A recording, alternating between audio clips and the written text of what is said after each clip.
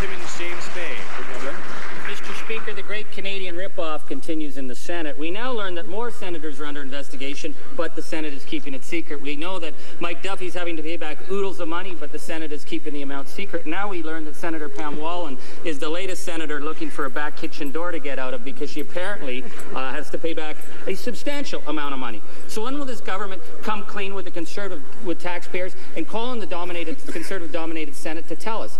How many times has she been investigated? How much money has she had to pay back? And what are the consequences to be for her ripping off the taxpayer?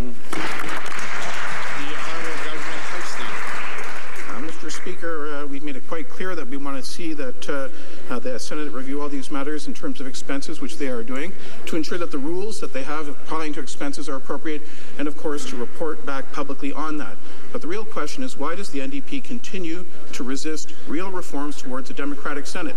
And why do they not put forward a plan of their own if they have a different plan? The fact is the NDP may have a plan, but they're not telling us. The member for Timmins, James Bay, was asked, what is the NDP going to do on the Senate? His answer is, I can't say what the NDP leader will do after the next election. Order. The honourable member for Timmins, James Bay. I reach my hand out in reconciliation. Let's put it to the Canadian people and let them decide. And stop hiding behind the patriotic appointment.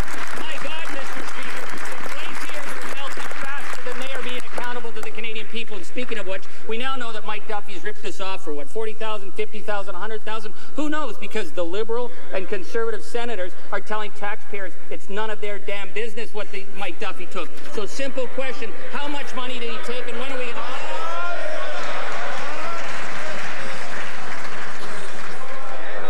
Order. All